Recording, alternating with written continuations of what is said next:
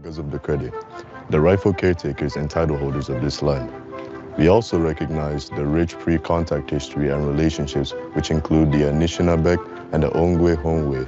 Since European contact, this land continues to be home to Indigenous and non-Indigenous peoples. As responsible community members, we value the diversity, dignity, and worth of all people.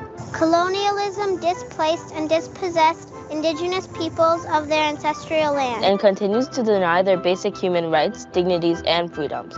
We are committed to learning true history to reconcile, make reparations, and fulfill our treaty obligations to the original peoples and our collective responsibilities to the lands, water, animals, and each other for future generations.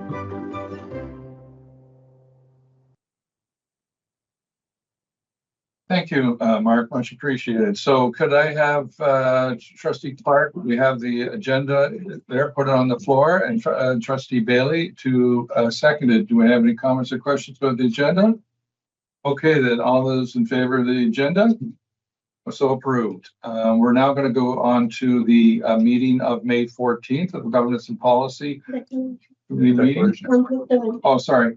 Does anyone have a conflict of interest? Thank you. None? Seeing none online, we'll move on to the meeting of 5.1, the governance, and thank you for that, Governance and Policy Committee meeting of May 14th. So I'm going to have Trustee Davies, can you put it on the floor? Trustee Promoli, can you second that?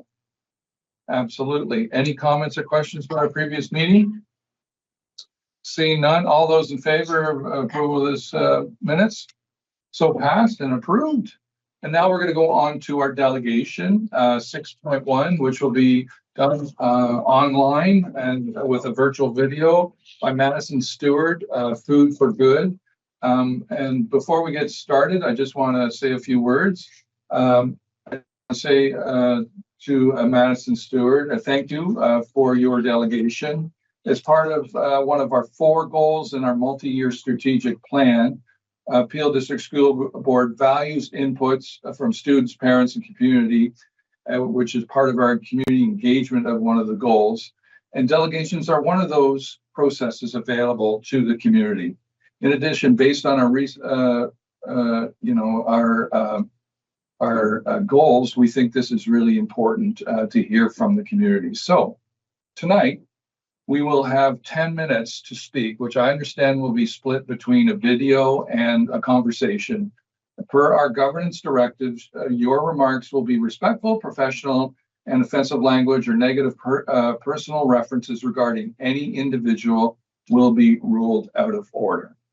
After your remarks and finish of your delegation, I will ask trustees if there are any questions or clarification. So, Madison Stewart, you're online. Are you ready to start your delegation? Good afternoon, everyone. Thank you for having myself here, able to delegate on behalf of Food for Good. And I just wanted to give a quick introduction before we play that video for everyone. So I'm actually currently an intern with Toronto Metropolitan University studying public health. And I work solely for Food for Good as a nutritionist intern. However, one of our initiatives and one of the topics that we really want to educate all the school boards on is the policy PPM 150.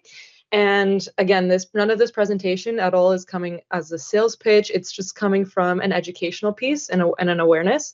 And so you'll see in the video topics, we highlight the problems and we sort of propose a solution. But we want all members within the school board, as well as all members within the government, to be on board with the compliance and monitoring of this regulation. Because there's no monitoring in place, unfortunately, compliance is neglected.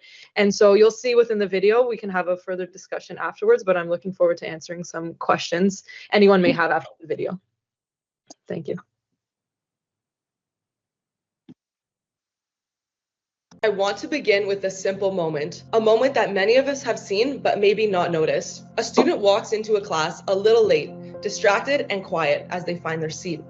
Not because they forgot their homework, not because they're disinterested, but because they're hungry. That student isn't thinking about multiplication or grammar. They're thinking about food, specifically the absence of it. This story plays out in classrooms across Ontario almost every day, and it's not about poverty. It's about policy. Today, I wanted to talk about why food is one of the most overlooked but essential building blocks of academic success. Because if a child can't eat well, they can't learn well. And we have the power to fix that. The numbers are strong. Over 43% of families in Ontario experience some form of food insecurity. And that means that nearly half of our students every day are walking through the school doors with a disadvantage before a single lesson even begins. Most schools rely on support from nutritional programs, which unfortunately don't always offer full meals, but rather snacks or milk programs. And relying on this as a form of nutrition is simply not enough. This isn't just a health issue. It's a learning, developmental, and an equity issue. And the science backs it up. Food insecurity impairs memory, lowers academic performance by 4%, raises the risk of chronic diseases, and decreases the feeling of belonging of a child within their own classroom. But it's not just about hunger. It's about what we're feeding our students. Poor nutrition at school can lead to more than just fatigue. It leads to stunted growth, behavioral challenges, and emotional dysregulation, where kids will become frustrated more easily. And the consequences last far beyond the school day. Unhealthy eating habits become normalized, and this deepens the system of inequity, which will take us further away from achieving change. But here's the hopeful truth, is that schools that offer nutritious meals will see measurable improvements in academic performance, especially those amongst low-income communities. So I have to ask, why isn't this the standard? We know where the gaps are. Families are struggling to afford healthy options, and schools are struggling to offer them. There is no consistency in pricing, no equity in access, and no standards for food programs. So food is wasted, budgets are stretched, and kids are caught in the middle. A major problem is that the school staff care deeply about their students, but they're overwhelmed by other administrative tasks. Nutrition oversight is often neglected because principals, again, are tasked with heavy administrative burden when having to organize these programs alone. And while vendors flood the schools with options, no one looks close enough to see if those meals actually meet the guidelines they're supposed to. Because here's the heart of the issue, is that we have the policy, we just don't have the structure to support it. Ontario's PPM 150 nutrition policy is strong in theory, as it sets clear expectations where 80% of the food sold within schools should fall within a certain range of fat and sodium percentage, while the other 20% can fall outside of that range. Additionally, each school is allowed up to 10 exemption days per year where the food sold can exceed the allowable limits set out by the policy. But what about schools that serve non-compliant white crust pizza meals every week? That's 38 pizza days per year, almost 3 times the allowable policy limit. And for some students, that's 38 missed opportunities for greater success. A policy without enforcement is not a policy, it's a suggestion. And unfortunately, non-compliance is everywhere, not out of neglect, but out of exhaustion. And this has recently been identified within the December 2024 PEI Audit General Report, which monitored the compliance of school lunch programs across Canada. And without funding, tools, or oversight, schools will often default to continuing what is fast and familiar rather than seeking change. Principals don't have the capacity to review menus, and parents don't always know what's being sold to their kids. So a structured process needs to be created in a system that will have a rewarding impact on the health of our children. To make matters worse, even when schools try to choose better options, their choices are limited. 85% of meals from restaurant chains don't meet nutritional standards, and more than half of grocery store items don't either. But these are the most accessible sources for many schools. Without a proper system, schools are left unsure and hoping for the best. And yet, while systems fail to deliver, parents are ready for change. 96% of parents say they want their child enrolled in a national school food program. Additionally, 78% of parents would prefer lunch programs over breakfast, according to a study done by McMaster in 2024. And they're not asking for miracles. They're asking for meals that are healthy, affordable, and safe. They want support with affordability, culturally inclusive options, reliable allergy-safe systems, and reassurance that when they send their child to school, that child is getting the nourishment that they need in order to thrive. So how do we get there? We start by putting structure behind the policy. And what do we need? Certain vendor approval frameworks will help schools trust their suppliers, and verified menus that actually meet PPM 150 compliance. This could all be supported by digital systems which can help track allergies,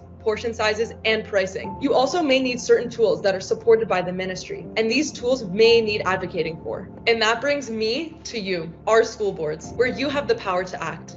You can make a difference by initiating an oversight committee that can find solutions to address compliance gaps. And by utilizing food compliance tools, which would allow for monitoring to be set up, your leadership team will be able to effectively understand the health of students within your school. This isn't about blame, it's about opportunity and leadership and ensuring that the food provided optimizes every student's potential to succeed. The truth is, the policy exists, the intention is there, but without implementation, tracking, and support, it's just paper. We are only as strong as our weakest link. And when the food that we serve our children becomes inconsistent, unhealthy, or even unregulated, that weak link becomes a daily silent failure. But we can change that. We can make food part of the solution. We can turn every meal into a moment of dignity, of health, and of equity. Because this isn't just about food. It's nourishment, learning, and belief in our students' potential. And it all starts with us. So are you ready to take that first step? Thank you.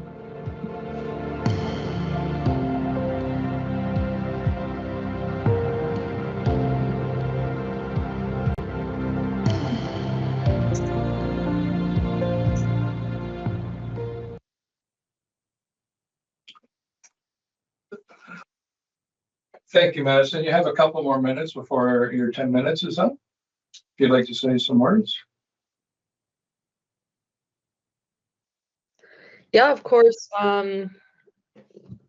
No problem. Again, one of the major sort of solutions that we are proposing is an oversight committee. And that is, ideally, that's going to be one of the best ways that for the schools, whoever they decide to onboard as a vendor for school lunch programs, that oversight committee will be able to run through the vendors' approval frameworks, run through their menu, and if they're aware of the policy and they know it inside and out, they're going to be able to either approve or deny that vendor based on the vendor's menu and whether or not the menu adheres to the policy PPM 1.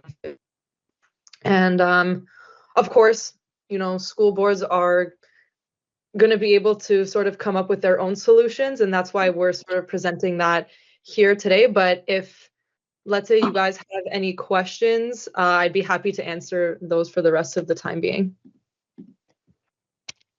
Great, thank you very much for that delegation. So are there any questions of our clarification? First of all, here in the board or the Brampton room? Seeing no questions here, do I have any questions online with the three trustees online? No, I don't see any questions. So who will put on the floor a motion to have this referred to the Director of Education for a response? Trustee Clark, Trustee Bailey will second that. All those in favor of that motion?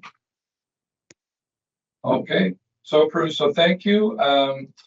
Madison, as you heard, what will happen is this is being referred to the Director of Education and they'll provide a response to you. Thank you so much. You're welcome. Have a great evening. So now we're going to go on to item 7.1, human rights policy, and that's going to be presented to us by Jasmine Dunn. Thank you. Thank you. And through your chair, tonight I'm recommending for approval the updated human rights policy for the Peel District School Board. This updated policy attached as Appendix 2 was last reviewed in 2022 and reflects the board's ongoing commitment to fostering inclusive, respectful, and discrimination-free learning and working environments throughout our community. The primary purpose of this policy is to uphold the rights of every member of the PDSB community by clearly defining expectations around human rights protections and setting up mechanisms to prevent, address, and remediate discrimination as it is understood by the Ontario Human Rights Code. The policy review process incorporated feedback from internal and external stakeholders, ensuring that the policy remains responsive and relevant to our community's needs. The 2025 revisions following the review incorporate valuable recommendations from the Employment Systems Review, clarify points based on feedback received, and include minor updates to align department names and related procedures with current PDSB structures. Key updates clarify the concept of condemnation as a violation of the policy, expand protections to include discrimination based on a perceived code ground, and broaden references to encompass both learning and working environments when discussing and understanding a poison environment. Additionally, the policy now clearly defines undue hardship as it relates to the board's duty to accommodate under the Human Rights Code. These updates reinforce accountability for all community members, especially managers, who play a critical role in addressing and preventing discriminatory conduct.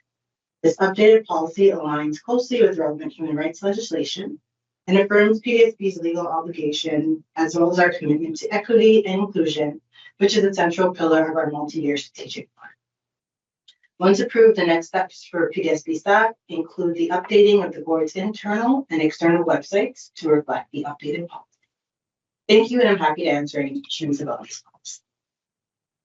Thank you, Jasmine. I much appreciate also highlighting the changes that you made to it. So could I have this put on the floor? So Trustee Davies and seconded by Trustee Romoli. So does anyone have any questions or comments about this policy in front of us?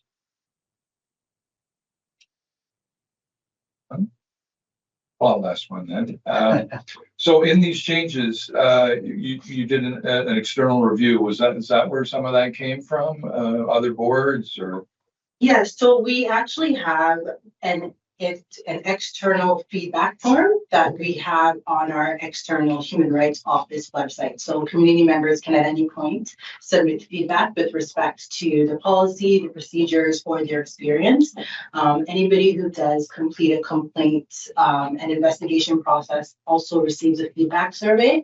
And so we've also reviewed those comments and incorporate that feedback as well. So it's an ongoing external feedback. We also do receive emails to our human rights email address with feedback, and we also take note of that and kind of store it. And when we went through the review, we reviewed all of those feedback and comments and incorporated it in there as well. What I understand is it's not just looking at other boards and other policies and the law and any clarification. You're actually taking feedback from people using the complaint process in our human rights. Yeah, we do both.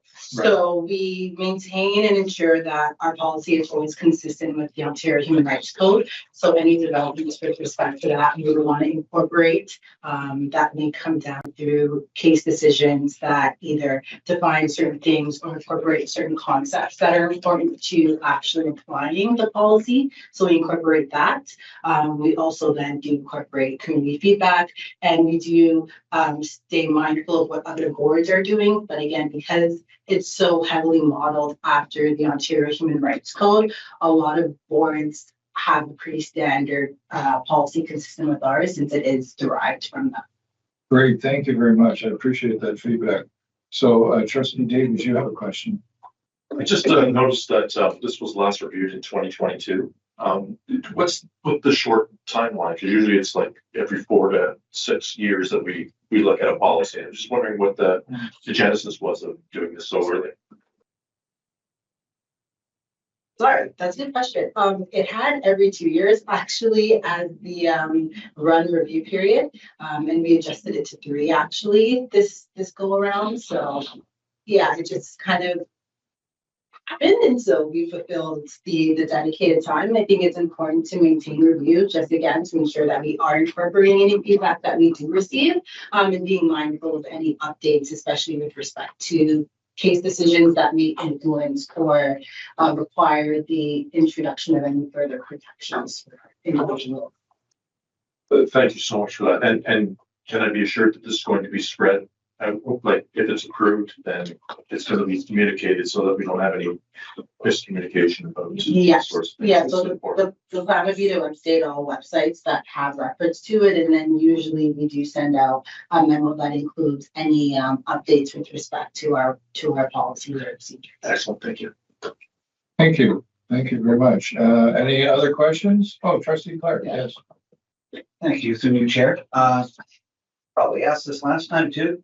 How is this communicated to staff, specifically teachers and principals, and how are we able to assure that they've like it, but they've seen it and read it.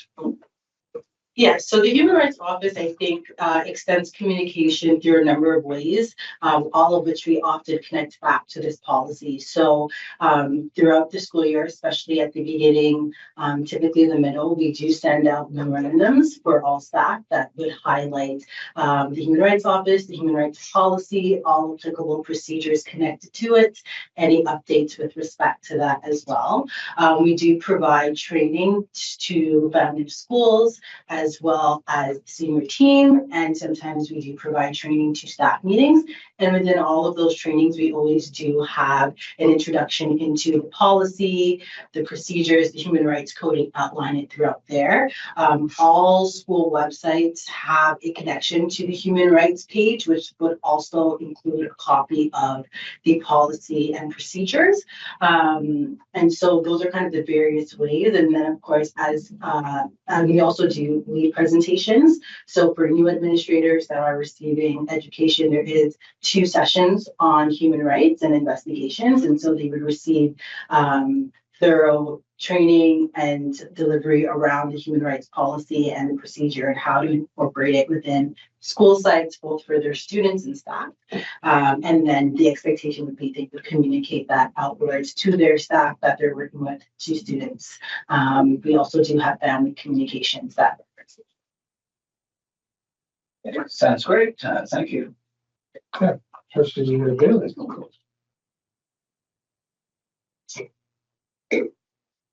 Through you, Chair. I noticed in the document, when it's finalized and complete, there are some highlighted policies in here. Do those get linked? Yes, I believe they are hyperlinks, so you should be able to click them and it will take you to the respective. Okay, that's awesome. So obviously they hyperlinks. And then also at the end, the reference document, reference policies and procedures, are those hyperlinked as well? They should be, I believe. I think it would mostly be internal because I think some. Yeah, it's fine. Yeah. Oh, all right. Shauna will answer that. Yes, we'll link the reference documents. Okay, thank you. It just makes life easier for. Thank you, good chair. Great. Any more questions? Okay, let's for all those approval of this new human rights policy.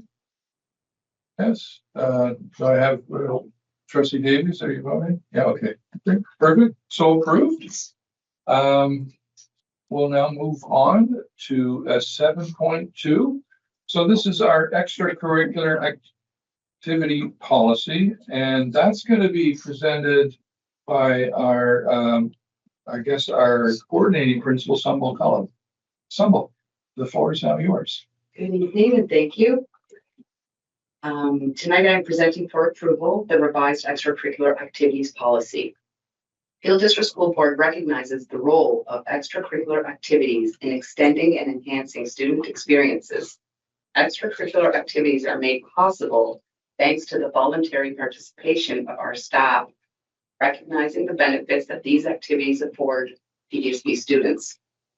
The extracurricular activities policy now includes a definition of and examples for extracurricular activities offered in the board. It outlines guiding principles and expectations for extracurricular activities. These guiding principles center student participation and address equity, inclusion, and accessibility. The policy also outlines supervision parameters, ensures communication measures for students and families, and clarifies roles and responsibilities. The revised extracurricular activity policy will ensure consistency in implementation and accountability of those involved in supporting activities across schools in Peel. The revised policy ensures alignment with all other board policies and procedures and guidelines.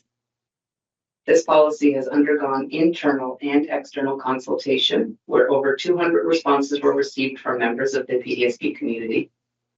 Feedback was reviewed and implemented in this policy revision.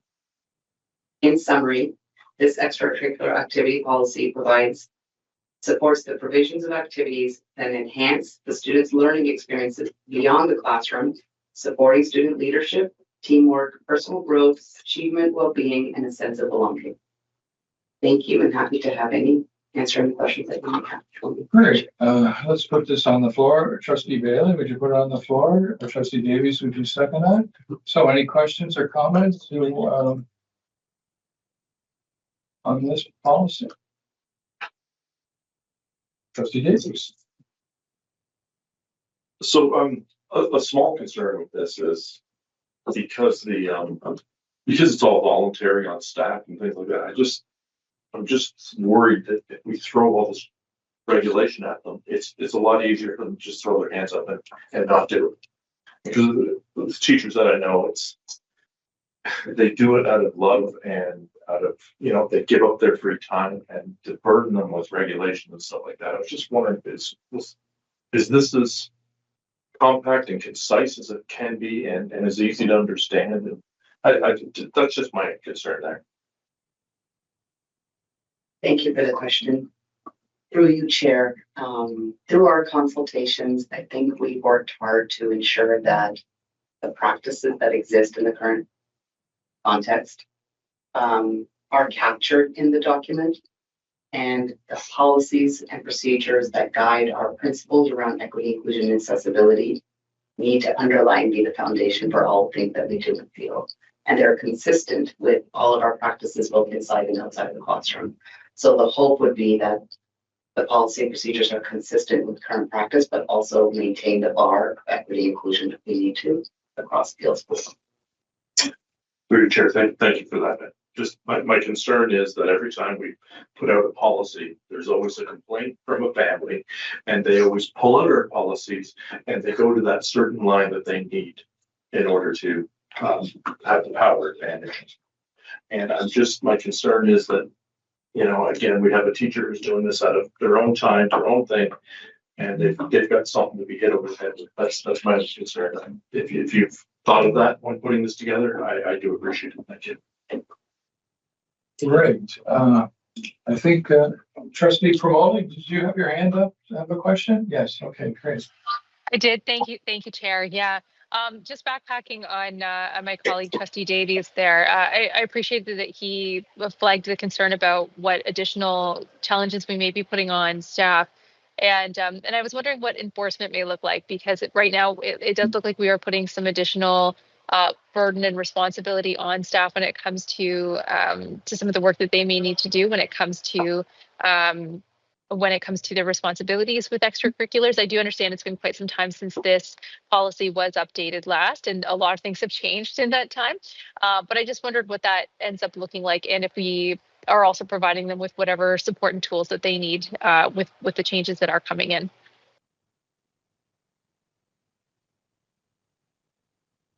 Thank you for the question. When I look at the policy under roles and responsibilities, there's one line that outlines the responsibilities for staff and designated supervisors. And most of the other additions to this policy are actually trying to clarify the roles and responsibilities of the additional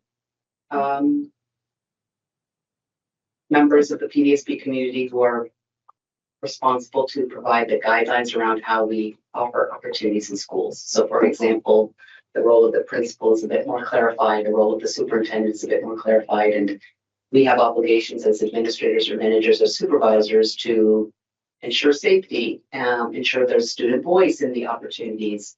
So a lot of thought has been given to ensure that there's parameters provided for the staff supervisors who are volunteering their time. The policy is not designed to so much as police their activities. Really, it's the underlying foundational pieces are to support their participation in providing activities for students. The policy really is designed to ensure that there are parameters in place that those activities adhere to all of our other policies and procedures and provide opportunities for all of our students.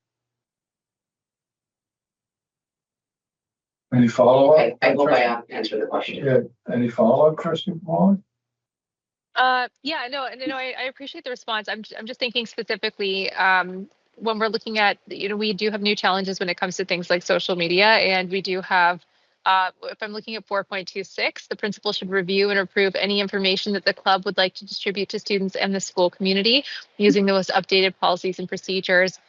For me, that just immediately flagged, knowing teenagers, how quickly teenagers get out the information that they want to get out, and how I wonder what enforcement looks like if we're what we are asking of principals to take control of when it does come down to that. And I just want to make sure that we are very clear about what that looks like in respect to the ask for principals, and what happens, what the expectation is if students are putting out information about their own activities, because I do wonder what this actually looks like in practice. So I did have some questions about that and what that ends up turning into. Through you, Chair, that's a fair question. The intent of including the points around social media is really to be in adherence with the social media policy which pre-exists. So this policy, I hope that you see in the extensive list in the reference documents that most of this policy is really trying to create some alignment and pull together the combined policies, procedures, and guidelines that we already have in existence, but frame the information in a way that allows supporters of extracurricular activities to consider all of those elements, activities to students in an extracurricular capacity, because there is a responsibility of schools around the extracurriculars, the management of extracurriculars when it's an extracurricular environment versus a curricular environment. And so the 4.26 is a good point, Trustee Promoli, when we say the principal should review, and oftentimes in practice what this could look like is principal or designate, and the designate might be the staff sponsor, who there would have been conversations in schools around consistency in our practices between our curricular and extracurricular practices when it comes to communication with our communities and our families, or the use of social media. So the hope is that there's a consistency in the authorization, not additional expectations in the extracurricular practices. But this is what's being done. Sorry to interrupt. This is what's being done right now. Principals are doing that. You're just now putting it more in practice. So isn't that more of an operational thing than a policy thing? Or, but anyway, sorry to interrupt, Trustee Promoli. No, that's okay, Chair. I appreciate the thoughts there. So I just wanted to be clear about what we are putting into policy and what that expectation looks like when it comes to principals, recognizing that our principals are very, very busy people. So, if we do have staff designates who are already performing some of this work, and this is part of the work that they take on as they volunteer to help support our extracurriculars in our schools. If we are sort of enshrining this into policy, should we make that clear that that staff designates also, I don't know, I just want to make sure that we're doing this in a way that we're not creating additional burden on our already very busy principals if we do have responsible staff members who are already helping support in this way. So are you suggesting a change to the policy, Trustee? I am, through your Chair, I am wondering if that would make sense. If we're creating something here where it diverts responsibility from where it's already being handled by responsible staff members and diverting it over to principals and creating additional burden for principals where staff members who are already volunteering their time and supporting extracurriculars, if we're sort of creating, if through policy we may be creating a problem that doesn't currently exist, if that makes sense. Absolutely. So through you, Chair, I can see how 4.26 we make a revision where it could say the principal or designate, or the principal shall oversee the information, so that there's an expectation that it's a shared responsibility. Okay, so so motions have to come from the trustees. But you've made two suggestions. So Trustee Promoli, are you going to put a motion to change the amend, or we're going to amend, right? That's the proper process. We're going to amend 4.26. So, Mr. Chair, am I able to speak before you ask for the amendment, please? Well, typically, Trustee Green, we have to, every trustee gets to speak, if I understand, and if they want to put a motion on, then we're going to speak to that motion. But then I have you on the list to come back to you until that. That's the process, if I understand correct. Yes, that's the process. Mm-hmm. Okay, so I'll be coming to you. It's just, it's the floor is right now, trustee Promoli. Are you putting a motion on or not? I will put a motion on. So a motion that we amend 4.26, that a principal or staff designate should review and approve any information that the club would like to distribute. Okay, so do we have a seconder? Trustee Clark? So does anyone want to speak to this motion that we have on the floor? Trustee Davies?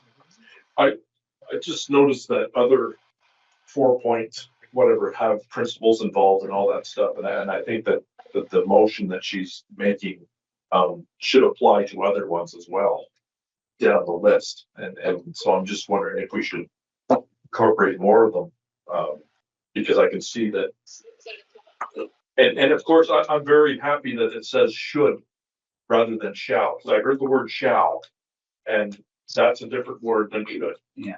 And so I just want to make sure the word shall never comes in here, first and foremost. But also, should we look at some other ones here and take principal's name out of it? Okay, so what do it's what you want to do. Do you want to, you can amend an amendment, right? And we lost trustee Promoli. So He's gone. okay, well, she'll be back. So we can put a friendly amendment on trustee Promoli's motion. So is what other items? I see 4.29.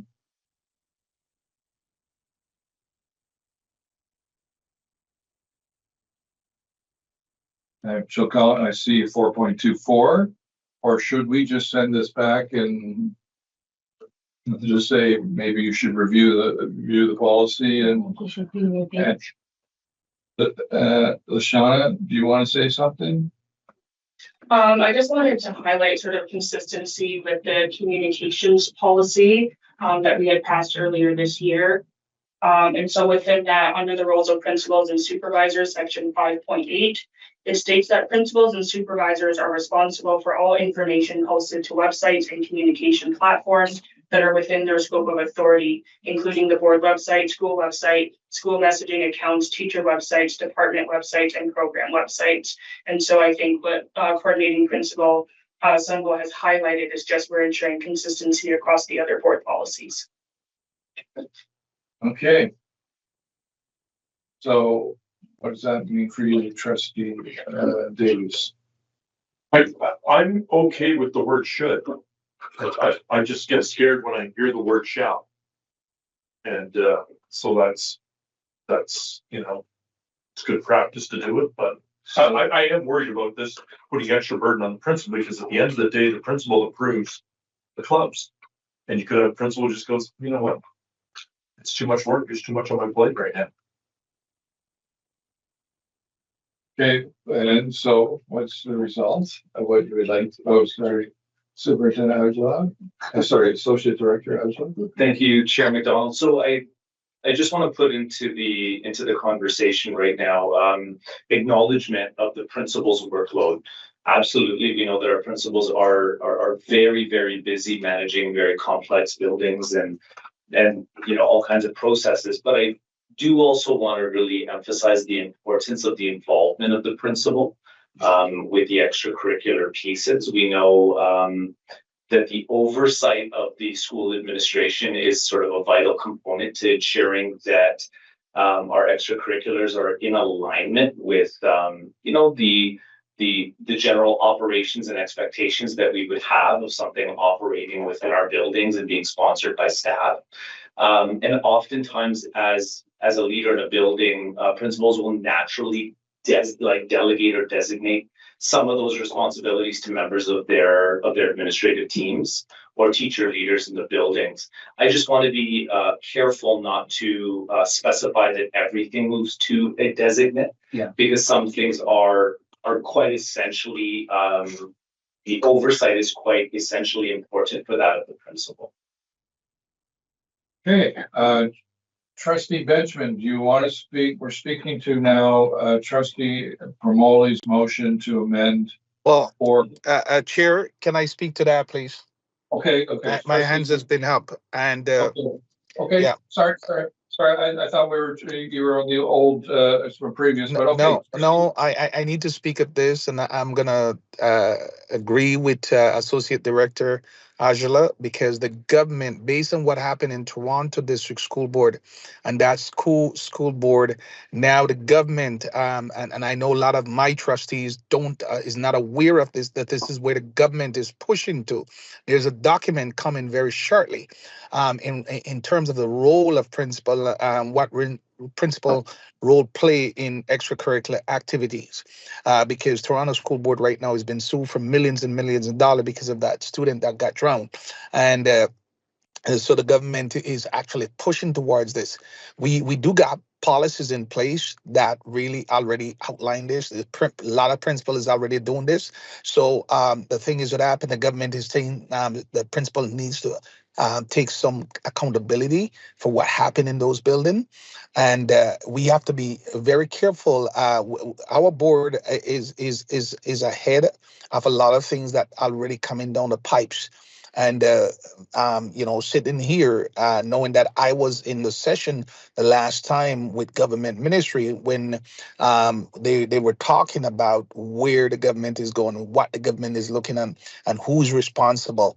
I just wanted to offer that to my colleagues to ensure that we are not basically taking on the responsibility and making decision for principal when principal already know their role and responsibility. And this document was also out there for feedback. And those feedback came back, and I think the staff, based on those feedback, was able to come to us with this policy. So we have to. I understand we are concerned about workload and so forth, but the government is coming down the pipes and coming down around responsibility and who's responsible in that building. So I just want to offer that as a comment before. Trustees, I'm not part of the committee, but before trustee go ahead and make decision, and knowing that to me, I see this as we're ahead of the curve, and ahead of what is to come, because this is coming and it's coming very soon. Thank you. Thank you, Chair Green, and Sumble, you have a comment. If I may propose some additional language in this session, I wonder if under the section of communication for 4.26, as well as 4.29, the language be the principal is responsible for the approval of any information that the club would distribute. Therefore, it's not specifying who's actually doing the task. I think it's often dependent on the nature of the activity and parameters that have been put in place, but ultimately it is the principal that is responsible. I think that's worse. I think that's worse. Yeah, I should have, but I didn't. As opposed to I am responsible. Wait. We talked through the chair. Okay, you have to be recognized. And I have now, I have Trustee Benjamin first, because she was on line with the hand up, and then I'll come to Trustee Bailey. Okay, so Trustee Benjamin. I can't hear you, Trustee Benjamin. You're muted. Sorry. Yes, thank you, Chair, and through you. Keeping in mind what Associate Director Aujla said, what the Chair of the Board said regarding the role of the principal, I just have a question.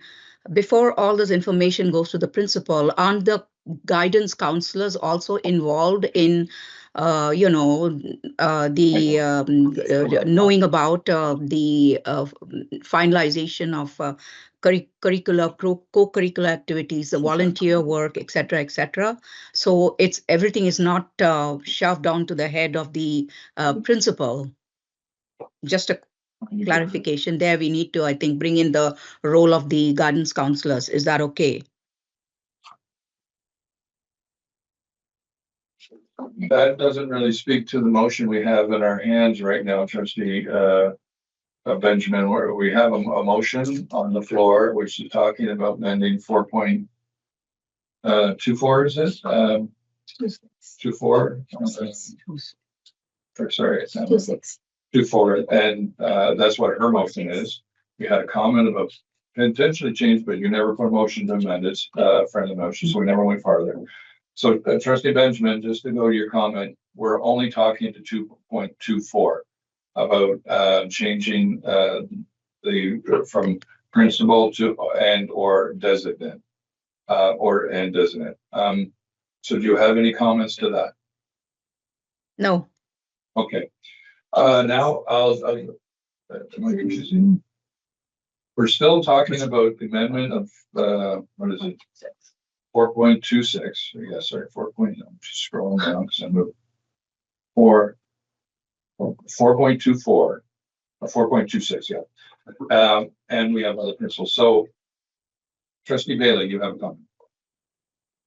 So if I was to understand trustee Kamali's motion, I was under the impression that it was a designate in absence of the principal, not to replace the principal. I thought that was what it was. So if the principal was absent, not to completely remove the principal. Well, why don't you ask staff that then? That is through your chair. Yep. Yeah, that's a subject matter as well. So through you, Chair McDonald, trustee Bailey, in the absence of a principal, a designate would make absolute sense. And usually that would fall to the vice principal or potentially a teacher in charge. I do want to really stress the need, as part of the Education Act, even the responsibilities that fall upon our principal to ensure compliance with many different things for school operations fall to our principal. Right now, in sort of the current context and the era that we exist within around social media, and even to our social media policy, I think it's really important that messaging that goes out that is connected to our schools, even though if it's connected to an extracurricular, it will be immediately associated and identified to our schools and ultimately to the PDSB. So I think the oversight of the principal is extremely important that we maintain that. Gotcha. I really appreciate that clarification question. So do we have, unfortunately, we don't have Jill Kamali online. Yeah, I texted her. Yeah, she's trying to call me, but you have to call the teams. Yeah. She does have the right to speak live. I've been trying to call her in, but she doesn't have Teams on her new phone. And so she's looking for a link. Can I just call her? Can I call her and put her? Yeah, but her phone died. Her phone died now? Yeah, her work phone died. I charged that phone fully before I left. Okay, so what we're gonna do is we're just gonna. She's on the phone. Sorry? Can I put her on speaker? No, I don't think we can do that, can we? Can we put her on speaker? Okay, so get her to call me on my Can you phone. call Brad on speaker? And we'll put you on speaker. Okay, call Brad and he'll put you on speaker. Okay, so that's 11, right? Okay. She's calling She's for. calling. We need an answer. Jill, can you hear us? Yes. So, yeah, no problem. And I'm going to just turn the volume up, and I don't know if you can all hear. So, in your absence, I think I want to, for your perspective on this, there was a lot of conversation, but our associate director, as well as Sumbul, the coordinating principal, clearly said that the principal is really mandated from the government to be having responsibilities. And when we look at communications out from the school, be it extracurricular or anything, that they need to be the ones to be in full control and review that. So that was their position. I just stated, if I got that clear, I got nods around the table. So with that said, you're up to speed. I will give you the opportunity to close this motion that you have on the floor. Okay? Yes.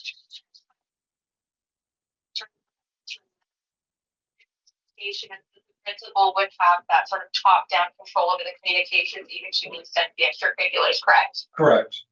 Okay, perfect. Well, given that information, then I withdraw my motion.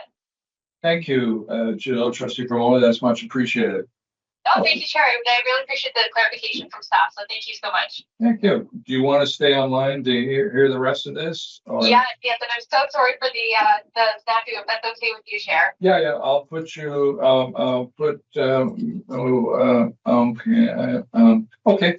Just don't talk loud. Because I can't mute you. I can mute my but anyway. Okay, so we're now back to the original, policy on the table. I know Chair Green, you had some your hand up to talk to this extracurricular motion. Do you want to talk to extracurricular policy? Do you want to just talk about it? I already make my statement. I just wanted to give information to trustees and ensuring that trustees are making the right decision. As won't come back to bite us in the butt. That's all. Thank you very much. So, any more questions or comments? Is that a hand? Trustee Bailey? Yes. Just a comment. One of the things I did really appreciate about the previous policy in which we had was the changes were highlighted, so we could see the track changes. So, well, if that's possible, because I actually had to sit there and think, rationalize. Okay, this change was probably because of this. This was probably a change, and see going back, right? And I was able to rationalize it maybe because of this, but it would have taken a lot less time if the track changes were done. Just a little. Great, and I think this is something I think was directed more to Lashana and the governance team to do that. I know on the code of conduct, I asked when I first saw it that I said track the changes. So that's why it's beautifully colored.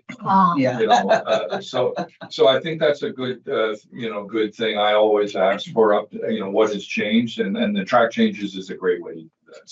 So thank you for that. And I think, as I heard from the governance officer, so that'll be due for the future. Okay. Any other comments or questions? Okay, so now we're going to approve the policy ahead of us. We have on the floor the extracurricular activity policy. All those in favor of this policy? So approved. So now we're going to go on to 7.3, the trustee code of conduct. And I'm going to hand this over to our governance officer, Jasmine. Good evening. Thank you. And through the chair, tonight I am presenting to you the revised trustee code of conduct regarding the governance of school boards in Ontario. As you remember, we recently approved the complaint protocol in March. This complaint protocol has been updated now as an operating procedure to ensure compliance with the regulatory changes and demonstrate the board's commitment to working together to resolve matters.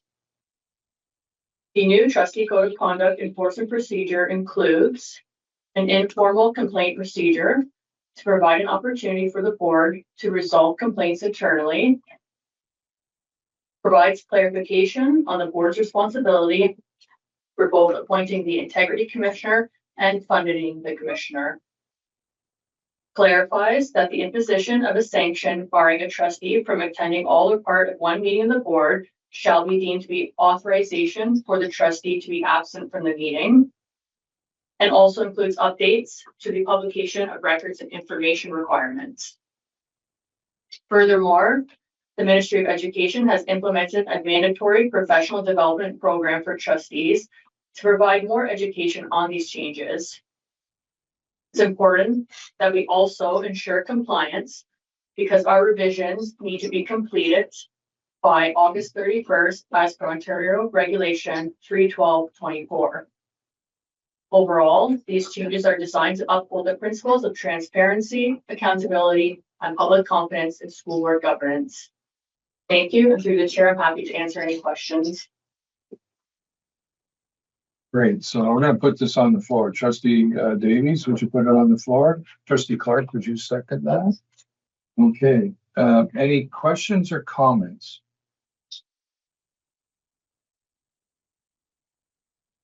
None? Okay, Trustees, I sent you an email of an amendment I would like to add to it, seeing there none. I'm going to share, share my screen, which I think I can do here. And we'll try that. And there we go. Let me know where you can see it. So basically, I am talking about the procedure. It's in the procedure of the informal complaint process.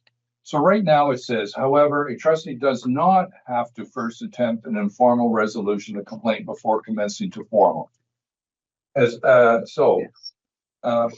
I believe that in the spirit of building positive board relationships, minimizing the impact of going to an IC, which costs money and possible disruption, that we should at all possible times try to have who is responsible. It could be the chair, vice chair, or trustee, depending on the complaint.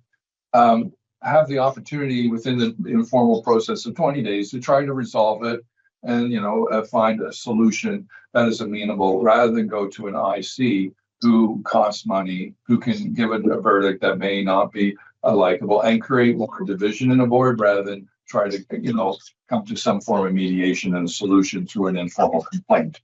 So my motion, as I sent to all of you, was to change that sentence, and this is my motion. It is recommended all complaints proceed through the informal complaint process. However, where the issue is considered serious, the complainant can request moving to the formal complaint process. So it still allows the trustee to go to the formal complaint process in a serious situation. For example, if someone in camera brings something outside a camera, that I would think is serious, right? That's supposed to be private and confidential, or whatever and stuff could be considered serious. I don't want to define serious because that gets in a very complicated situation. There could be a repeated processes. There are minor issues that kept going, but this is the last one, and now it's 10 of those, and then that becomes serious. So I'm thinking that has the opportunity, still go to formal. All you're doing is delaying the process to go formal 20 days, according to the process. And if no resolution is deemed, it goes to the IC, and the IC has its appropriate timelines to meet the resolution. So would someone be willing to second my motion? Second question? No, you can't have a question. Okay, so only until I put it on the floor can I do it. Okay, sure. Then I'll second it. Thank you, Trustee Clark. So now that it's on the floor, and I've just spoke to it, who would like, any questions or comments? Yeah, Trustee Clark. Okay, thank you, through you, Chair. Okay, as I understand the option of a informal, possible solution, was there already? It was there before? Yes, so, and it's really not up to my motion. So the previous code of conduct allowed you to have the informal, and it had the 20 days. Okay, so stuff. But what's the change? So what's the change is the wording, this last sentence. And so the regulations that came, and I'm talking to Lashana because I've talked to her about this last week, was that the recommendation of the code of conduct should be this way. From the regulation, there's bolded letters, and then OPSPA added their own sentence. And that was one of OPSPA's sentences they wanted to add, to say that, you can go directly to formal. And I'm just saying, in the spirit of creating a more positive relationship building kind of solution, let's try to resolve it internally before we bring an IC into the picture, right? Okay, but if it's considered to be serious by the complainant, then they can just say, no, we're doing this. Okay, that's fine. Yeah, that's correct. And I saw other hands go up. So who was Carla? Did you have your hand up? Two questions. First, Yep. First is the regulation. I don't remember what the regulation said. How far off is it from the regulation? And two, is no subject on who determines what's serious, right? Correct. So you can still just go straight to. Correct. So I'll pass that question over to Lashana for, does that change the regulation? Which I kind of already said, but I'll let you hear. It does not. So as was stated in the OBSPA template, which we use as the basis, at least to start the draft of the enforcement procedure, there are required mandated sections that come from the regulation 312, 306, and the Education Act. And then there are best practices that are in alignment with the trustee training, I think it's good governance modules through OBSPA. And so with that edit, that was the best recommendation to OBSPA, and so it can be modified. So when you do the when you do the informal, is that a part of the 20 days, or is that 20 days added on top of that? And if it's first do the informal, how many days do you get? And then how many days is the 20 days added after that? I can answer that. So when you go to informal, you have 20 business days, right? It's not weekends, whatever. You get 20 business days. So basically a full month. It could be holidays in there, but a month. If you go informal, to have, the designate, could be the chair, vice chair, or trustee, try to work with a complainant. What is good? Can we resolve this? Can we, maybe there's an apology, maybe there's some training. This person needs to have some training and didn't know the bylaws, and they come to a resolution. After that 20 days, then it goes to the IC. And just to add some really important changes, when it goes to the IC, all trustees now get the complaint. Before, in the informal, right, it stays confidential. So, if you have a complaint, let's say to me or against me, and you bring it to the chair, it just stays within the three of us. But once it goes to formal, then everyone sees it, right? So that's why, again, I think it goes to my comment of wanting to, let's try to resolve this before it gets bigger than normal. So basically what you're saying is don't scandal anybody. I can't hear you. Nothing? Okay, no comment then? There? Okay. She looked like you were trying to, No. oh, okay. Now trustee Davies. Through you, Mr. Chair. I just wanted the governance opinion on this and what the difference is and how it affects what their intentions were. Good question. Thank you. Through the chair, I think it's important to point out the first line in section 4. It states it is expected that whenever possible, allegations of a breach of the code by a trustee shall be investigated following informal complaint procedure prior to initiating a formal complaint procedure. So I think the spirit of it is to attempt that avenue first, but it's with the clarification understanding that any resolution has to be agreed upon by the complainant. And if that resolution is not agreed upon by the 20 days, they still have the option to move to the formal process. So you would like the policy to stand the way it is written as it sits? It is the will of the board. It's not an answer. Through the chair, we've done our best to align the policy with Oxford's recommendations and with the good governance training that the ministry has implemented. Okay, so with that all said, I think that your amendment or your motion should be more of a just between us kind of thing, verbal thing. I think the way it's written is the way it should stand. And with that clarification, what you're trying to say is already in there. And I understand and I empathize. You're trying to hammer the point home. And I think we can do that without having to do this motion. Anyone else want to speak to the motion before I close? Okay, yes. All right, thank you, through the chair. My question would be, were Trustee Davis's comments on the necessity of Chair McDonald's amendment correct? That it's already in there and therefore we don't need it repeated, is as I understand.